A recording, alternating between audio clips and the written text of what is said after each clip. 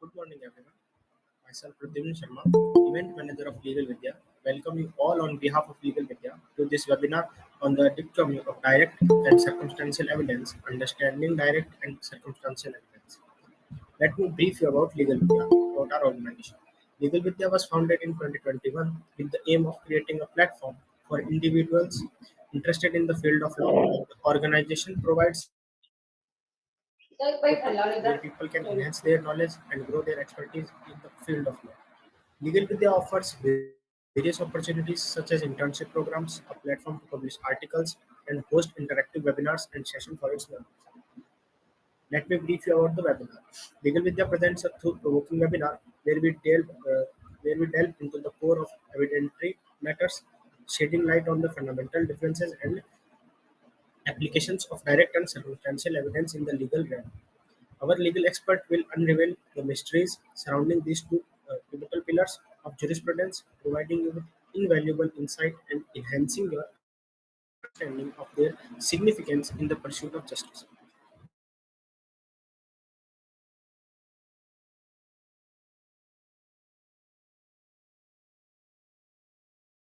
She received her BA LLB and then completed her LLM with specialization in family law from Jamia Millia University.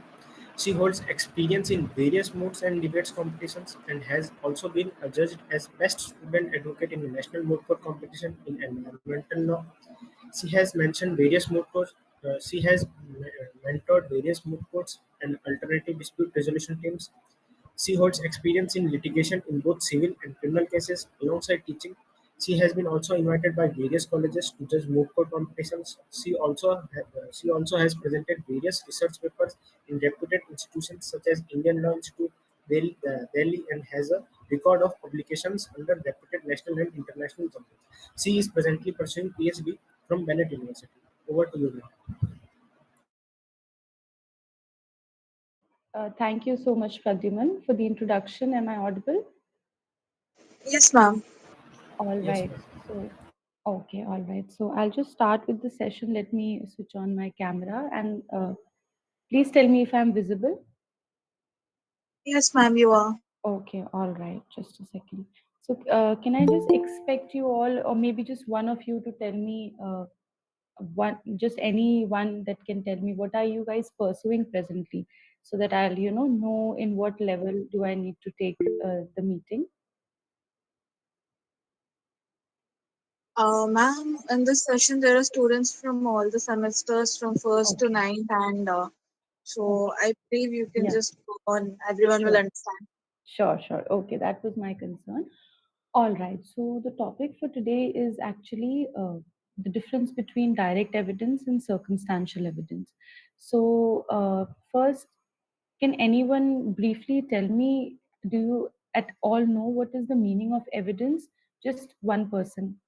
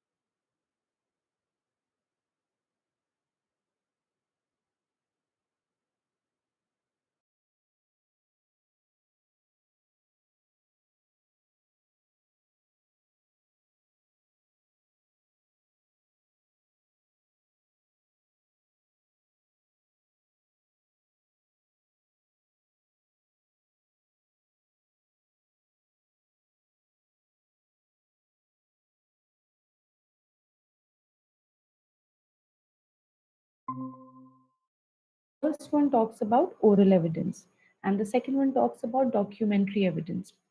So oral evidence is, any statement which is given by a witness in front of the court or to a judge, that we generally say testify. The word testify basically means a statement which is given to the court, and that becomes an oral evidence. And second, we have documentary evidence, which means any document or electronic record which can be submitted to the court for inspection of the court. So when we talk about कि section 3 में क्या दिया है, तो section 3 में सिर्फ दो तरह के एविडेंस दिए हुए हैं, which is documentary evidence and oral evidence. But Indian Evidence Act is a very compiled act, like in 167 sections and 11 chapters, we have a very defined law. And most of the laws are derived by the judicial pronouncements, or let's say by the precedents that we have. तो उसमें हमारे पास जो judgements के through evidences के तरीके आए, evidences के types आए हैं, वो बहुत तरह के हैं। बट उसमें एक मेजर इम्पॉर्टेंट जो कैटेगरी है वो है डायरेक्ट एविडेंस और सर्कमस्टेंशियल एविडेंस की। अब एविडेंस का जो section 60, this section 60 of evidence act basically talks about how an oral evidence should be. तो आपका 60 सेक्शन के फर्स्ट लाइन में ही यही लिखा हुआ है कि N oral evidence must be direct, and this is also known as a best evidence rule. This we call as best evidence rule कि अगर ओरल एविडेंस जो आप जुबानी कोई भी एविडेंस दे रहे हो, कोई भी चीज टेस्टिफाई कर रहे हो, तो वो डायरेक्ट होना चाहिए। अब डायरेक्ट क्या होता है, ये उसी सेक्शन में लिखा है कि वो कोई ऐसा इंसान बोल रहा है जिसने खुद अपने आंख से देखा है या खुद अपने कान से सुना है, ठीक है, या फिर खुद से महसूस करा है, जिसको हम लोग, अगर आप फैक्ट का डेफिनेशन पढ़े होंगे तो फैक्ट मतलब होता है एनीथिंग और स्टेट ऑफ थिंग और relation of thing being capable to be perceived by senses. ठीक है, यानी कोई भी अपने 5 सेंस जो हमारी बॉडी में, उनसे आप किसी भी चीज को परसीव कर सकें, that becomes what, that becomes a fact. और दूसरी तरह का फैक्ट उसमें क्या दिया है, कोई भी ऐसी चीज जिसके लिए हम कॉन्शियस है, जिस कोई भी ऐसी मेंटल स्टेट जिसके लिए हम कॉन्शियस है, ये दो फैक्ट के डेफिनेशन दिए हुए हैं। ठीक है, now coming back to section 60 again which talks about direct evidence और द बेस्ट एविडेंस रूल। तो वो ये कह रहा है कि जब भी आप डायरेक्ट एविडेंस दें तो please try to make sure कि वो डायरेक्ट जो ओरल एविडेंस है वो बिल्कुल डायरेक्ट हो, वो उसके थ्रू हो जिसने वो चीज होते हुए देखी है, या जिसने वो अपने कानों से सुनी है, या जिसने महसूस करा है। For example, if let's say we have Riya Sharma over here and she sees a guy named Rahul killing a girl named Kajal, right? Riya sees a person named Rahul killing a girl named Kajal. उसने अपने आँख से ये चीज देखी है। अब court में उसको एविडेंस देने के लिए, ओरल एविडेंस देने के लिए बुलाया जाएगा, और वो क्या कहेगी कोर्ट में जाकर कि जज साहब, मैंने खुद अपनी आंखों से उसको उसके पेट में छुरा भोंकते हुए देखा है, right? So this becomes what, a direct evidence, because she has seen it happening herself and she is testifying the same inside the court. Now this becomes a direct evidence. This is also an oral evidence.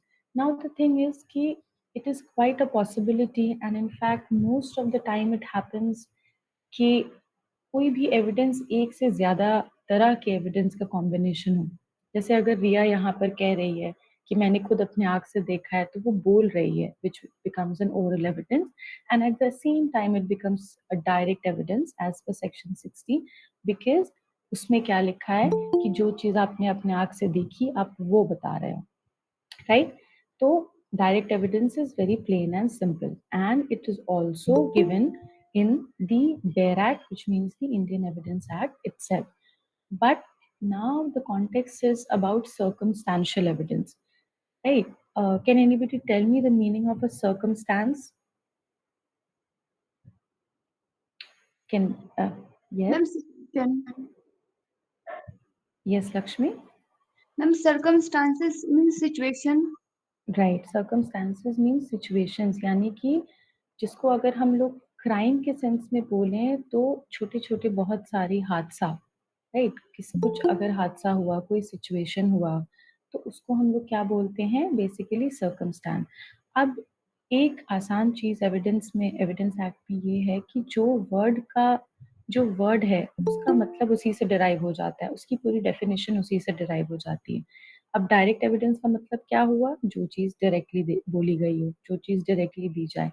Circumstantial evidence का मतलब क्या हुआ कि कोई भी चीज जो हम लोग सर्कमस्टांस से ड्रॉ कर सके, किसी भी गिवन सिचुएशन से, किसी भी गिवन हादसा से हम लोग कोई भी चीज को ड्रॉ कर सके, उसको बोलते हैं सर्कमस्टेंशियल एविडेंस। अब ये जो सर्कमस्टेंशियल एविडेंस है, ये कहीं पर भी एविडेंस एक्ट में डिफाइन नहीं है। और ये इवॉल्व कैसे हुआ है? तो ये बेसिकली इवॉल्व हुआ है केस लॉज के थ्रू।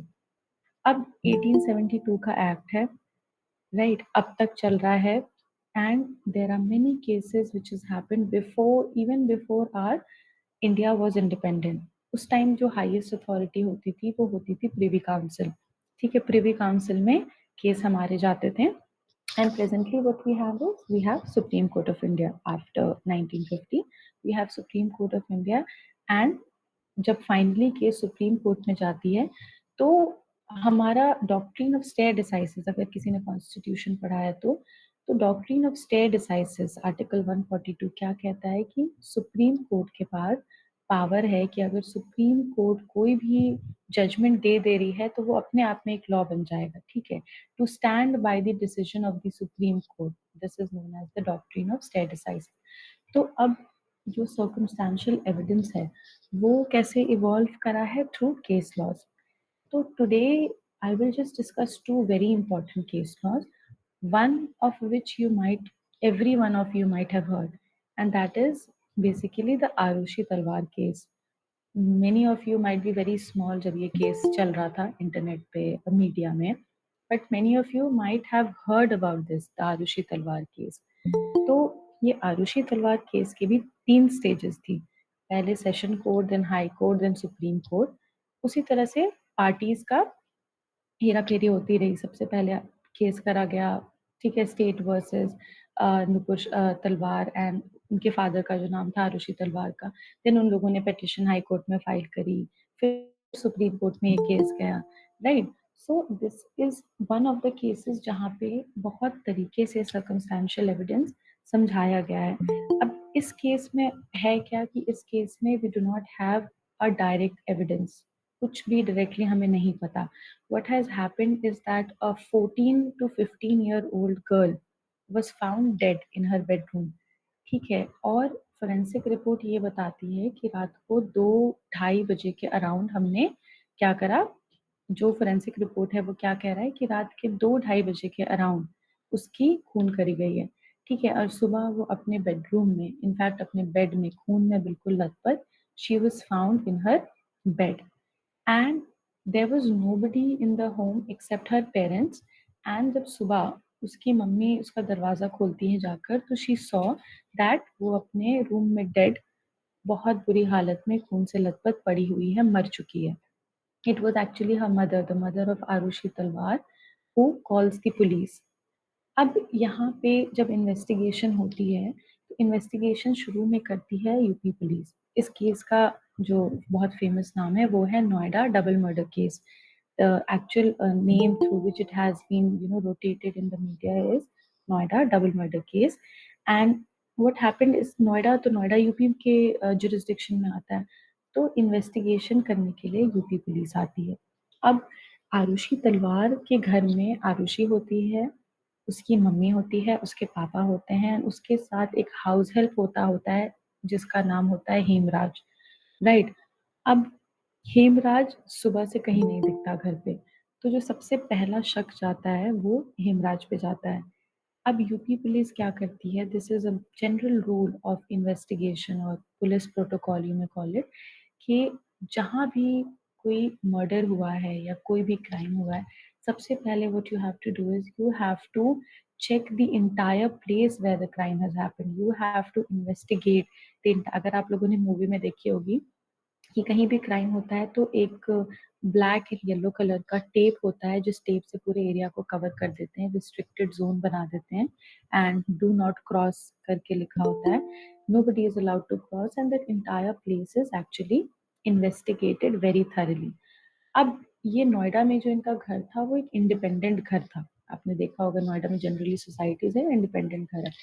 अब ये लोग हेमराज को यूपी पुलिस थोड़ा बहुत ढूंढती है, और हेमराज जो होता है he was a house help who came from Nepal, right. तो अब क्या करते हैं, पूरा घर ढूंढने के बिना, पूरा घर अब तक ढूंढा उन्होंने नहीं है, पूरे घर को अच्छे से चेक नहीं करा है. And what they do is they went to Nepal. The UP police went to Nepal to look for Hemraj. वहां से घूम फिर के आते हैं तरीके से वो लोग, उनको हेमराज नहीं मिलता. दोबारा से they try to look for Hemraj, and for the day when Aarushi was killed, that day only itself Hemraj was also killed, और उसकी डेड बॉडी छत पे पड़ी हुई रहती है उतने टाइम से. Dead body of Hemraj was there in the terrace of the house.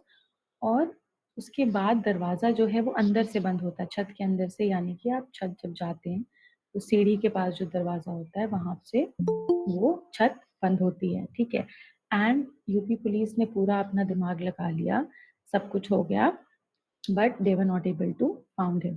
अब बाद में जब सेशन कोर्ट में whatever situation, everything that happens, later on this case was transferred to CBI because of the lack of investigation, because of the bad investigation that was done by the UP police, based on which session court ka judgment aa jata hai, everything that happens. Then the CBI takes this case into the hand. अब CBI इसमें दो theory बनाती है सब कुछ देखने के बाद. सीबीआई की इन्वेस्टिगेशन जैसे होती है, आपने अगर मूवीज में देखा होगा, तो basically how CBI does any investigation is that they have good equipments to do things, and they are very well versed with how to do a crime investigation. So you might have seen that they have सबसे पहले तो they definitely have a forensic expert. अब when everything was being done again in the house of the Arushi Talwar, तो generally what happens is एक वक्त के बाद जो evidences है वो टेंट हो जाते हैं. बट आरुषि को मारा कैसे गया था, बेसिकली उसका जो गले का जो नस होता है उसको स्लिट कर दिया गया. और जब गले की नस को स्लिट की जाती है तो खून बहुत वैसे पिचकारी की तरह से निकलता है, जिसकी वजह से what happened in Aarushi's room is that पूरे दीवार में खून लग जाती है. राइट. जब सीबीआई इन्वेस्टिगेशन करती है तो उन्हें पता चलता है कि खून तो उस दिन दीवार में लगी थी जिस दिन आरुषि को मारा गया था, but basically what has happened is that उसको पेंट कर दिया, व्हाइट वॉश कर दिया गया था, एंड खून को छुपा दिया गया था. अब ये सारी छोटी छोटी चीजें जो सारी कमी यूपी पुलिस छोड़ देती है, उसको धीरे धीरे करके ओपन करती है सीबीआई. फिर छत में जाके देखती है, छत में हेमराज का मरा हुआ है, उसका खून लगा हुआ है, छत को भी व्हाइट वॉश करा दिया, the entire house was white wash. Now there is nobody in whom the question of doubt will arise, right? अब यहाँ पे सीबीआई का, इनफैक्ट उससे पहले भी यूपी पुलिस का भी क्या थॉट प्रोसेस होता है कि सिंस घर में कोई और था नहीं, अगर हेमराज जिंदा होता तो हेमराज मारा होता, बट हेमराज भी मर चुका था, तो फाइनली मारा किसने है? Then the exact doubt was in the parents of Aarushi Talwar. Right.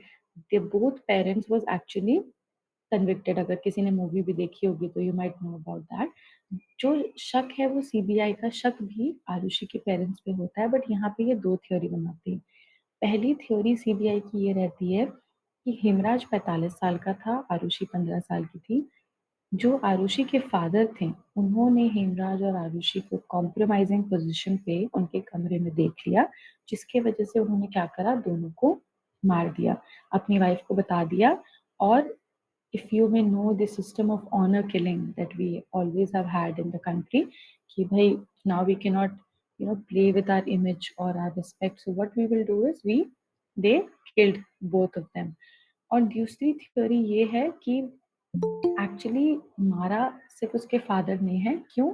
क्योंकि हेमराज को पता था कि आरुषि के जो फादर हैं उनका किसी से एक्स्ट्रा मैरिटल अफेयर चल रहा है. He was both of the parents was a doctor, so there was this another doctor with who he shared, Aarushi's father shared the clinic, and basically the police suspected कि उसके father ने ही जो है वो उसको इसीलिए उसको मार दिया क्योंकि वो आरुषि को बताने वाला था कि तुम्हारे पापा का तो किसी से चक्कर चल रहा है. तो these two theories were made by the police. अब ये स्टोरी सर्कमस्टेंशियल एविडेंस के लिए ज़रूरी क्यों है? क्योंकि इस स्टोरी में कोई डायरेक्ट एविडेंस था नहीं. How was the evidence drawn? So basically the evidence was drawn in the way कि सर्कमस्टेंशियल एविडेंस का मतलब होता है we have small small situations. ठीक है, छोटे छोटे जो कहते हैं जिनको हमारे पास गिवन पॉइंट ऑफ टाइम में सिचुएशंस है, और हम सबको जोड़ के सीक्वेंस में या चेन में एक ऐसे कंक्लूजन पे पहुंचेंगे जो कंक्लूजन बताता है कि यही हुआ है, right? So we have small chain of incidences and we will join those chain of incidences to come to a very valid conclusion.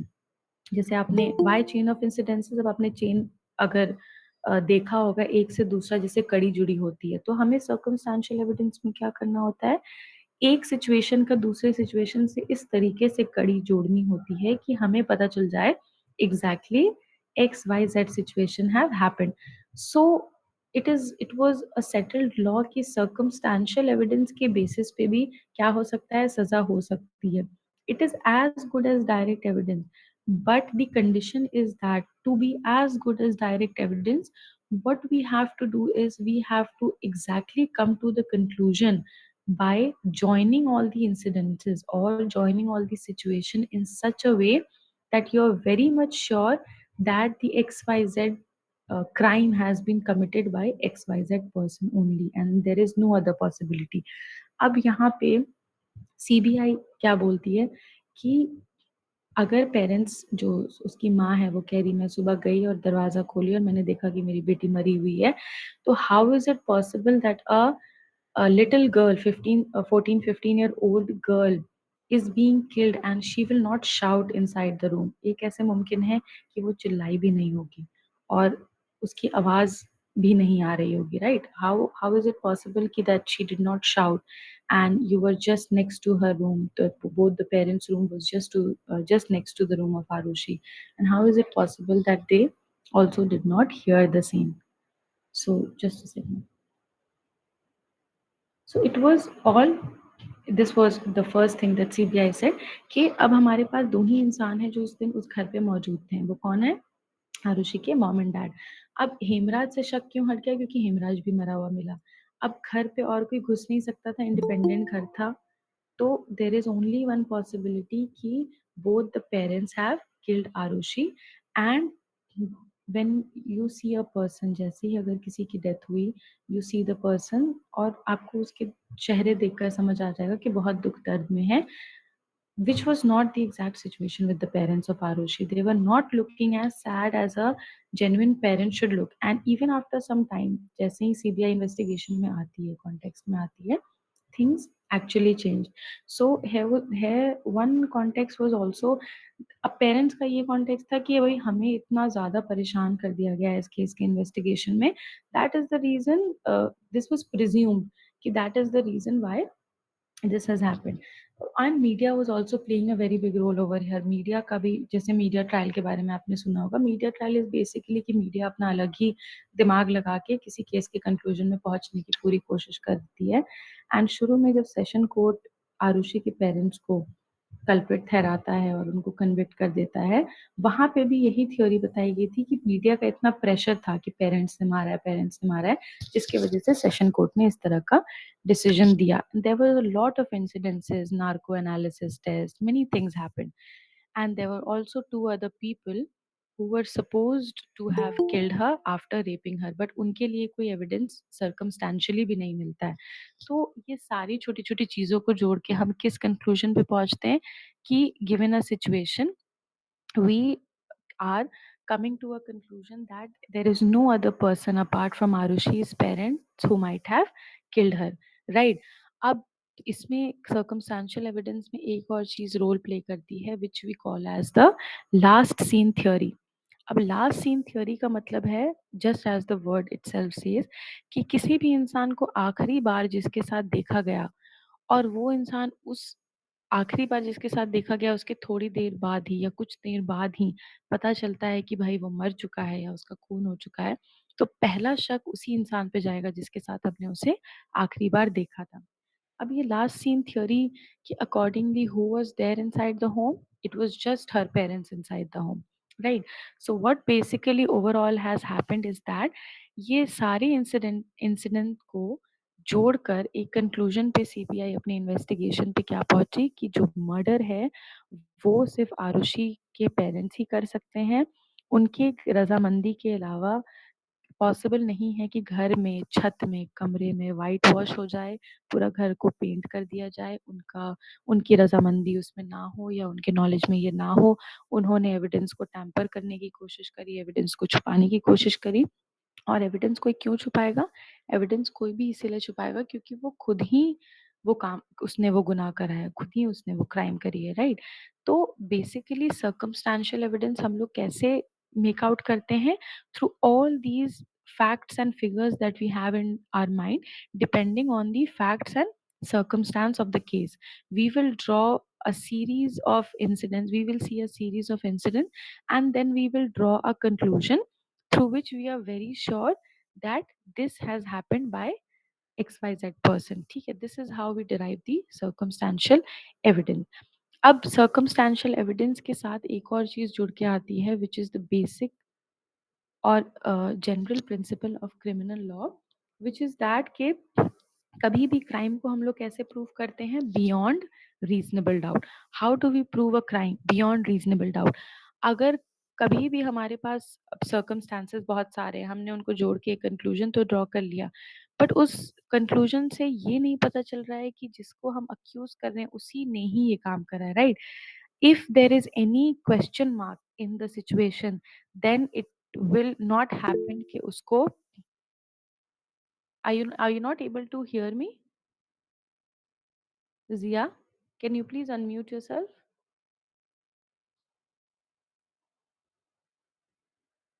Ma'am, you're perfectly audible. No, you are Maybe audible. I was having a network issue. Actually your message, that's why I was asking. Please text me if you're not able to hear me.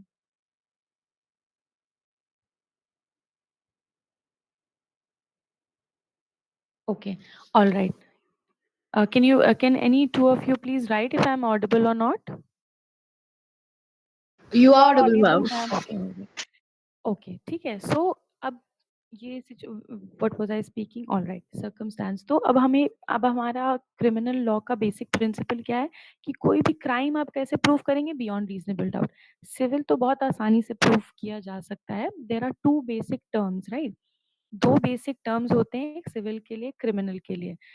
एक को कहते हैं हम प्रिपोंडरेंस of probability, यानी कि किसी चीज के होने की प्रोबेबिलिटी भी है तो वो हम मान लेंगे। ये एप्लीकेबल होता है सिविल लॉ में, ठीक है?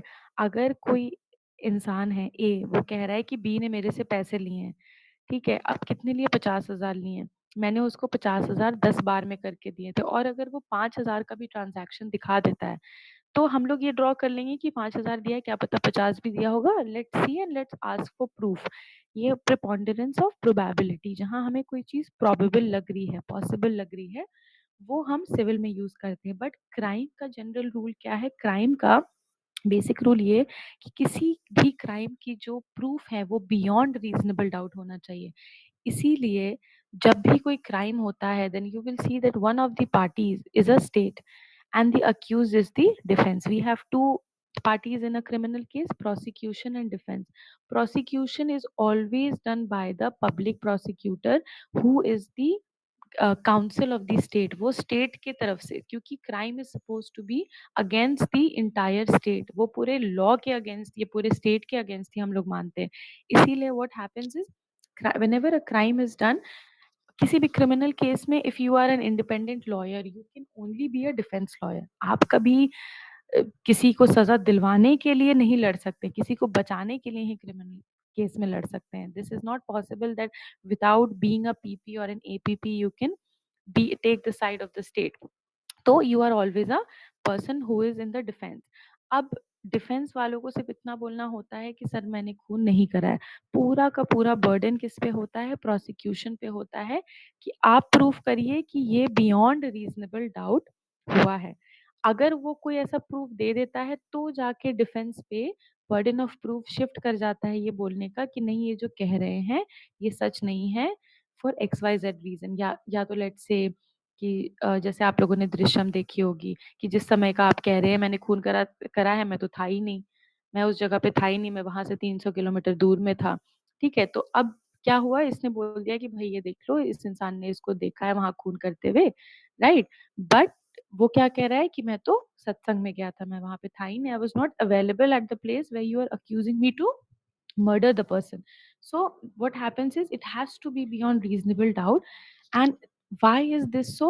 Because it is, we say, there is a maxim, okay, there is a saying that we say कि it is better that you free 99 culprits, but it is not good that even one innocent person should suffer because of that. ठीक है, या तो आप 99 criminals को छोड़ दीजिए, but किसी एक मासूम को लॉ से कोई नुकसान नहीं पहुंचना चाहिए.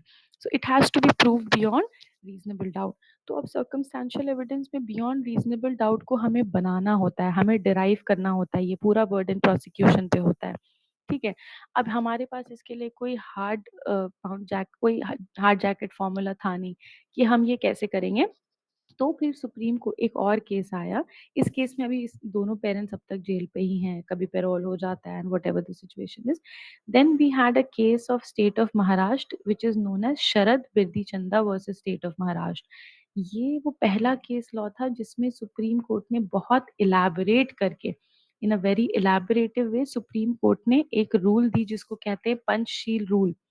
ये पंचशील रूल को आपको पूरी तरह से क्वालिफाई करवाना होगा किसी केस में, तभी हम ये मानेंगे कि सर्कमस्टेंशियल एविडेंस के बेसिस में सजा दे रहे हैं. Right, you have to first qualify whatever. जैसे पंच का मतलब पांच, राइट. सो शरद बिरदी चंदा, SHARAD, इट्स SHARAD, बिरदी चंदा versus state of Maharashtra. I'm sorry for the wrong spelling. Actually, I'm typing it right now, so quite possible. ठीक है, so it is Sharad Birdi Chanda versus State of Maharashtra. So this case is a very landmark case. अगर if you will ever be appearing for exam in judiciary, ये Panchsheel rule में पूछा जाता है कि through which case the Panchsheel rule of circumstantial evidence was given. So the Panchi rule of circumstantial evidence was given by the case of Sharad Birdi Chanda versus State of Maharashtra. Since it is a State of Maharashtra case, obviously it was first in the Session Court, then High Court, and then it came to Supreme Court, जहाँ पे Supreme Court ने पंच principles बता दिए जिसके जो आपको comply करने होंगे to prove that the circumstantial evidences that you are giving is completely accurate, and then only on the basis of that any person can be punished on the basis of circumstantial evidence, right? तो सबसे पहला principle इसमें क्या है? You can write it later on by simply googling it, but I'll just explain it to you in simple words. सबसे पहला principle is, पहले I'll just tell you a brief story about the case. So what basically happened is that we, as you know, as in Indian culture, generally जो India की लड़कियां होती हैं, the ladies, the women that we say, are very emotional. And that is why this is not the only reason. However, the female in India, the Indian culture says that the ladies, the women try their best to save the marriage. ठीक है? And that is why the divorce rate is also less. They have the habit of suffering, but they will never prefer giving divorce. Ab, any woman is having a very deep fantasy about how her husband should be, and any woman would, definitely like to be loved. Women are emotional being, emotional creature, and they have a certain imagination of how her husband should be or would be. तो इसी तरह से there was this lady जो इस case की victim थी. There was this lady and she imagined a lot about how her husband should be. She was sent in an arranged marriage और इसकी शादी शरद बिरदी चंदा से हो जाती है. I'm not remembering her name. I do remember, but recall नहीं हो पा रहा है अभी. You can check it later on. तो she got married to Sharad Birdi Chanda, and once she was married, it was not even 2 months. ठीक है, it was not even 2 months that she was found dead in her body, and that too at the time when there was a family function. ठीक है, she was living in Takshila apartment in Pune, and she was found dead in her time. अब investigation में पता चलता है कि जो शरद बिरदी चंदा था, he actually never loved her. She was very emotionally, शादी के बाद she had her, just a second.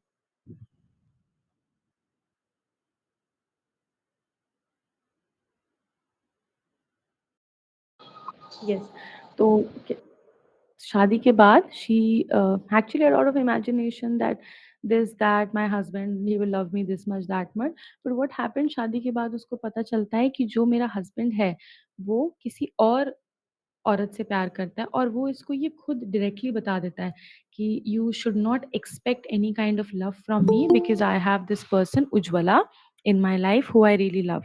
I love her, it is her who I wanted to marry, but घर वालों ने आपसे तुमसे शादी करा दी, do not expect me to be with you even inside the same room, and she was completely heartbroken by this. So what she did is that she was completely depressed, और वो क्या करती है, वो लेटर लिखती है अपनी sister को कि ऐसे ऐसे बात है, जो मेरा हस्बैंड है वो मेरे से प्यार नहीं करते हैं, किसी और से प्यार करते हैं, I am not feeling good, मुझे अच्छा नहीं लग रहा, बट तुम मम्मी पापा को मत बताना, वो लोग बहुत परेशान हो जाएंगे। इन्वेस्टिगेशन में ये लेटर वगैरह सब मिलते हैं। इसमें भी लास्ट सीन थ्योरी आती है। ठीक है, what has happened is basically she was found dead inside her room again, but she was not killed externally, कोई चाकू छुरा मार के या गोली चला के इसको नहीं मारा गया। जब पोस्टमार्टम होता है तो पता चलता है कि she has been given potassium cyanide. अब सिचुएशन ये है कि पोटेशियम साइनाइड जो है that is a poison only that will kill you instantly, but this lady who was killed, the wife of Sharad Birdhi Chanda, she was also a pharmacist। ठीक है, तो सबसे पहले remember that there are two situation, one is that she was killed inside her room, और रात में घर के अंदर जाते हुए सिर्फ शरद को देखा गया था, और वो रात को घर गया है और सुबह वो मरी हुई मिली है। ठीक है, ये प्रोसिक्यूशन की साइड है। लास्ट सीन थ्योरी के साथ साथ क्या कि, और साथ में जो सारे लेटर्स मिले हैं वो क्या है कि रात को वो कमरे में गया, वो अपनी बीवी से प्यार नहीं करता था, वो उज्ज्वला के साथ रहना चाहता था, उज्ज्वला से शादी करना चाहता था, तो उसने क्या करा, इसको मार दिया। अब डिफेंस का साइड क्या है कि पहली बात वो खुद एक फार्मासिस्ट थी, राइट? वो खुद एक फार्मासिस्ट थी, तो उसको अच्छे से पता था कि पोटेशियम साइनाइड से डेथ हो सकती है।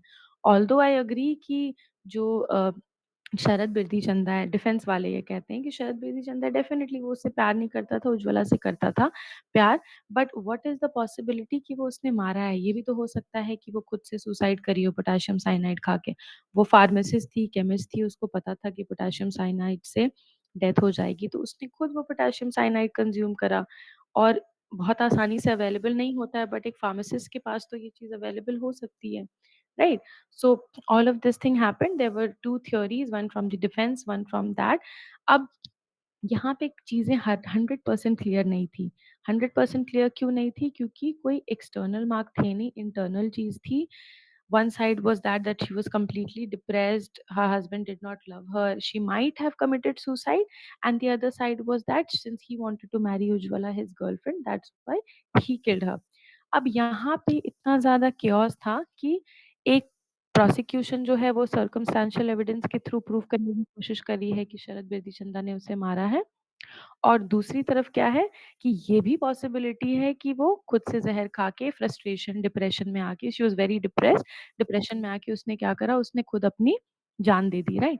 तो इसमें फिर सुप्रीम कोर्ट कहती है कि सिंस जनरली मर्डर, कोई इतना बेवकूफ तो नहीं होता है कि वो मर्डर करेगा और वहां पे सारे सबूत छोड़ के चला जाएगा। तो जनरली हम लोग किसी भी क्राइम को प्रूव करते हैं सर्कमस्टेंशियली ही। डायरेक्ट एविडेंस मिलता है, डेफिनेटली मिलता है, बट रेयर होता है। Generally what happens is that we prove the crime through circumstantial evidence much more than we prove crime through direct evidence, right? So what happened is supreme court ne kaha to bring to an end this problem that we are having regarding circumstantial evidence, supreme court gave a panchsheel rule। अब Panchsheel rule में इन्होंने 5 principal दिए, जिसका सबसे पहला principal कहता है कि वो सर्कमस्टांसेस जिससे हम अक्यूज्ड के गिल्ट को प्रूव करेंगे, या जिससे हम अक्यूज्ड के गिल्ट की कॉन्सिक्वेंस में पहुंचेंगे, कंक्लूजन में पहुंचेंगे, वो बिल्कुल फुली एस्टैब्लिश्ड होनी चाहिए। मतलब उसमें कोई क्वेश्चन मार्क नहीं होना चाहिए। It should be completely and fully established that the accused, the circumstances of the guilt of the accused is about the accused itself, और कोई पॉसिबिलिटी यहाँ पे है नहीं, उसका गिल्ट हम पूरी तरह से एस्टैब्लिश कर पा रहे हैं सर्कमस्टांसेस के थ्रू, राइट? अब सेकंड रूल क्या है कि हम एक हाइपोथेसिस बनाते हैं, ठीक है। हाइपोथेसिस का मतलब होता है कोई दिमाग में अपनी थ्योरी क्रिएट करना जो या तो अल्टीमेटली सही साबित होगी या अल्टीमेटली गलत साबित होगी। तो हम एक हाइपोथेसिस बनाएंगे और उस हाइपोथेसिस के हिसाब से अक्यूज है वो उसी ने क्राइम करा है, राइट। अब ये जो हाइपोथेसिस है, ये इसका इंक्लिनेशन जो होना चाहिए, जैसे हमारा अर्थ का इंक्लिनेशन किधर है, मान लो for the first half month we have the inclination towards the sun, right. गर्मी के टाइम जो हमारा पड़ता है, उसी तरह से जो हाइपोथेसिस हम बनाएंगे वो अक्यूज्ड के गिल्ट के लिए बनाएंगे, और जो सर्कमस्टांस है वो उसी हाइपोथेसिस को प्रूव करनी चाहिए। जो इंक्लिनेशन है हाइपोथेसिस का, it should be towards the guilt of the accused. It has to be consistent only with the guilt of the accused. Whatever hypothesis that we have made legally, that has to be extremely and completely consistent with the guilt of the accused and not consistent with making him free from the accusation. ठीक है। अब third principal क्या है कि जो circumstance है वो conclusive nature का होना चाहिए। कंक्लूसिव मतलब का मतलब क्या होता है कि हम उससे कंक्लूजन पे पहुंच पा रहे हैं, ठीक है। चेन ऑफ एविडेंसेस है और उससे हम एक डायरेक्ट कंक्लूजन निकाल पा रहे हैं कि पहले मर्डर हुआ, मर्डर के बाद चाकू छत पे मिली, जो चाकू छत पे मिली उस पे फिंगरप्रिंट्स थे, वो फिंगरप्रिंट्स थे तो वो हस्बैंड के ही थे। ये चार इंसिडेंट्स को हमने जोड़ दिया और क्या कंक्लूजन निकला कि हाँ भाई हस्बैंड ने ही वाइफ का मर्डर करा है, राइट। ऑल्दो ये है क्या डायरेक्ट नहीं है, सब सर्कमस्टेंशियल है, लेकिन फिर भी कंक्लूजन में पहुंचना इनके थ्रू बहुत ज़्यादा आसान है, because we are able to come to a conclusion out of all the circumstances that has happened. So this means that the circumstance should be of a conclusive nature. The fourth rule of Panchsheel is that it should, मतलब जो second में लिखा है उसी का उल्टा, कि हमने सेकंड में क्या बोला कि जो हाइपोथेसिस है अक्यूज की गिल्ट की वो कंसिस्टेंट होनी चाहिए, उसी के गिल्ट से कंसिस्टेंट होनी चाहिए, राइट। और फोर्थ क्या कह रहा है कि उसके गिल्ट के अलावा और कोई भी हाइपोथेसिस है, कोई भी ऐसी हाइपोथेसिस जो उसके गिल्ट की तरफ टिल्ट ना हो कि किसी भी और तरफ टिल्ट हो रही है, वो कंप्लीटली एक्सक्लूडेड होनी चाहिए। We way excluding every other possibility except which is proving the guilt of the accused, ठीक है। And the fifth one is the kind of the conclusion of all the four, कि ये सारे incidents का एक chain होना चाहिए, there should be a change of evidences, and the chain of evidences should be so complete, so conclusive in nature कि कोई भी reasonable ground ना छूटे इस conclusion। Yes, Kadir, do you want to say something? Okay, all right. So what is ultimately saying is कि we have to, if you want to say something, please say, otherwise please try to mute yourself.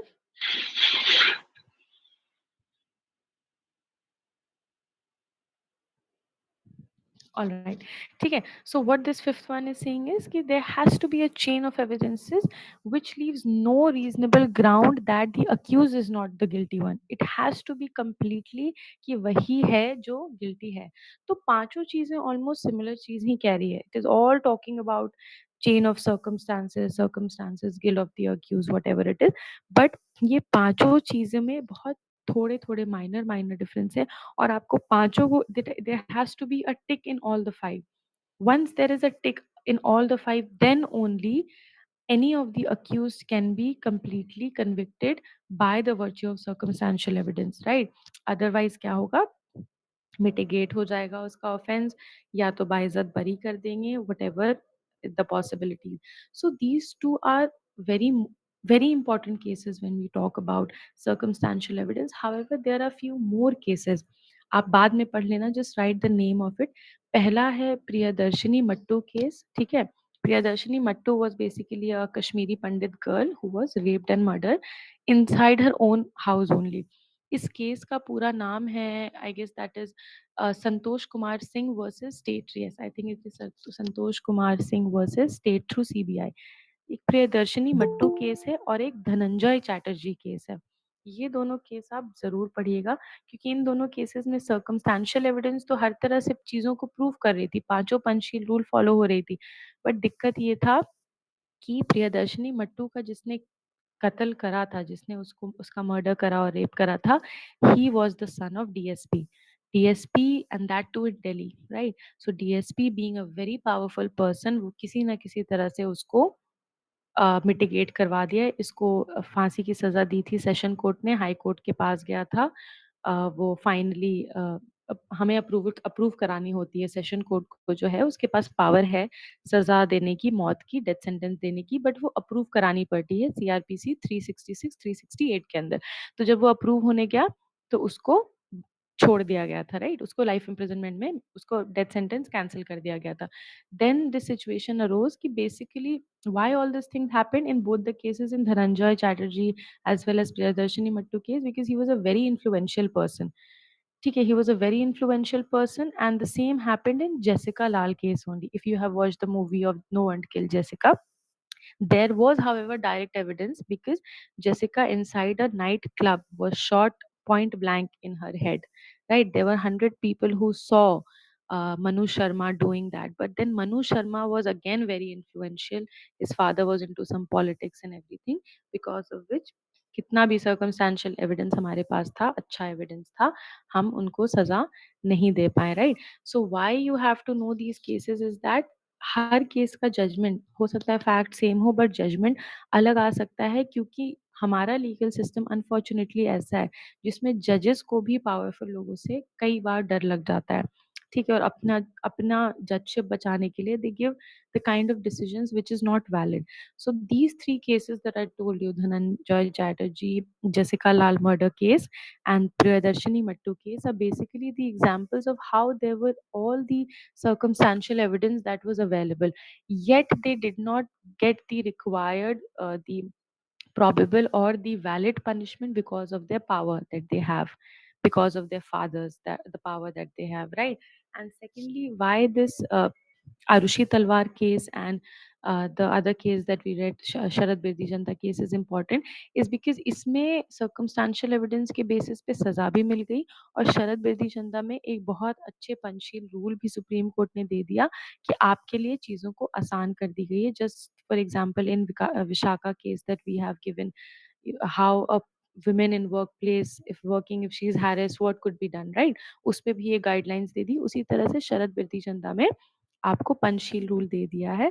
And these Panchsheel rules are very important when you are reading circumstantial evidence. This is almost many a times asked in the judiciary examinations if you're writing the mains. Even in PT, they directly ask if Panchsheel rule was given in which case. Since there is no specific section for circumstantial evidence, we do not have a section for circumstantial evidence. These things are evolved by case laws, and case laws in this situation plays a very important role because they give you a proper law in itself. All right, so I would request you all that after this session you go through these cases. It will really help you to understand the case laws. If you read the entire judgment, you will have a better clarity of the case. Anybody needs to ask anything?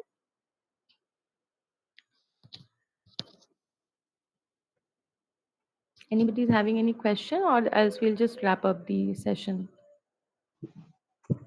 Yes, ma'am. If anyone has any questions, please write it in the chat box. Sorry, ma'am. Okay, yes. Anybody is having any question, you can write in the chat box.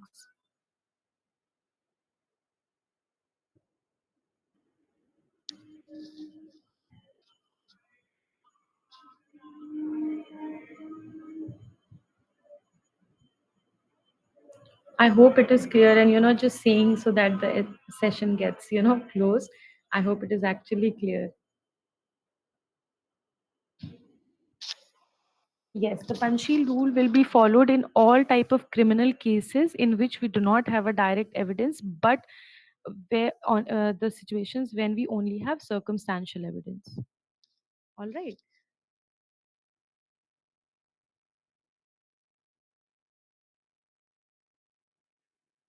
Yes, the accused were actually they are held guilty, and they are their parents only who are in jail. So Arushi Talwar parents Nupur and I am not exactly remembering the name of the father.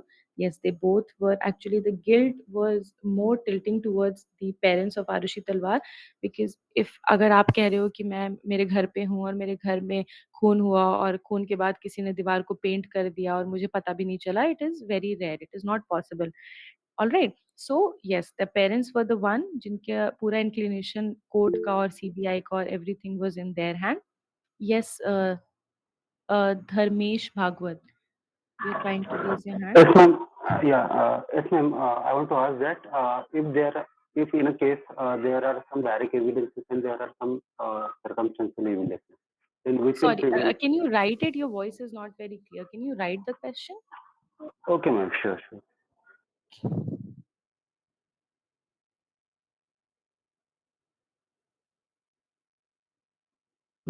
Ma'am, there's a question in chat box whether the punctual rule is applicable to DD and such cases as well. Yes, yes. Even the Panchsheel rule will be applicable to domestic violence cases, but only if it has led to the dowry death. If it has left to the dowry debt, it will be applicable. Otherwise, the Panchsheel rule is generally applicable in situations of situations where the person have died.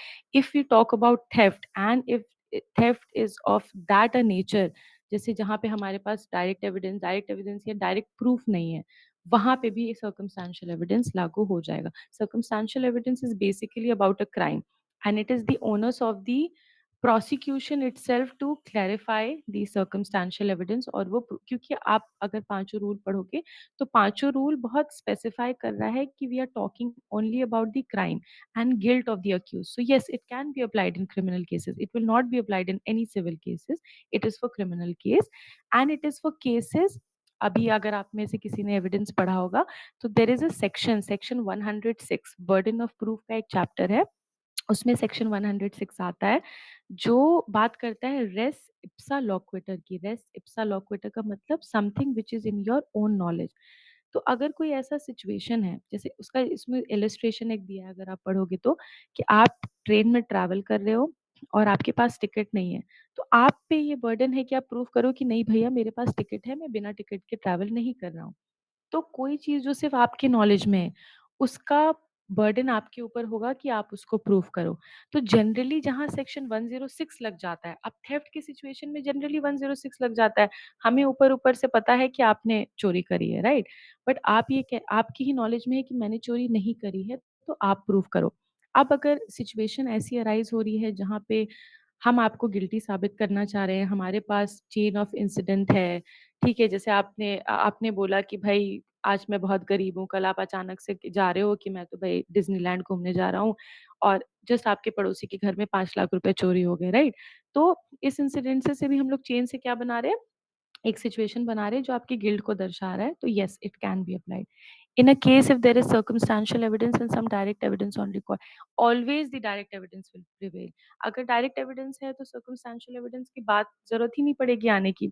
Circumstantial evidence तो हमारे पास इसलिए उसकी हमें ज़रूरत पड़ती है क्योंकि हमारे पास डायरेक्ट कुछ नहीं है. अब अगर जैसे मैंने पहले एग्ज़ाम्पल दिया था कि भई रिया शर्मा है, उसने देखा कि एक्स पर्सन ने वाई को डायरेक्टली गोली मार दी, ठीक है? बट इसको भी हमें बियॉन्ड रीज़नेबल डाउट प्रूव करना होगा.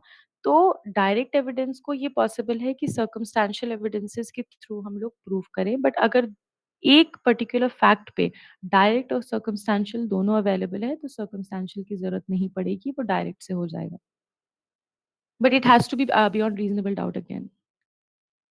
Yes, yes. This is a straightforward question. If you see previous year question papers, you will find it in question paper directly. Ki what is Panchsheel rule and all. Since it is not written in Barak, so many of the time you may skip reading it. All right. So I think that preponderance of probability that you can read, that is also in evidence, but that is generally used in cases of civil cases, right? तो in civil cases आप इसका अगर मतलब करिएगा, मतलब अगर कोई चीज़ just probable भी है, तो भी हम मान लेंगे कि हुआ है. ये सिविल केसेस में प्रोबेबिलिटी प्रिपोंडेंस ऑफ प्रोबेबिलिटी के सिचुएशंस काम आती है. क्रिमिनल केसेस में जो प्रूफ है, proof has to be beyond reasonable doubt. अगर प्रिपोंडेंस ऑफ प्रोबेबिलिटी है तो उससे हमने किसी को पकड़ तो लिया क्रिमिनल केस में. अगर हमें अगर किसी पे शक है, किसी इंसान, अगर आपने क्रिमिनल जस्टिस 1 देखी है, कैब ड्राइवर घर पे था और हमें शक था, हमें प्रोबेबल लग रहा था कि वही घर पे था तो उसी ने मर्डर करा होगा. हमने उसे पकड़ तो लिया, बट प्रूव करने के टाइम पे तो हमें बियॉन्ड रीजनेबल डाउट ही प्रूव करना होगा.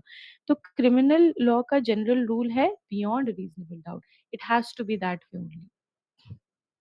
All right.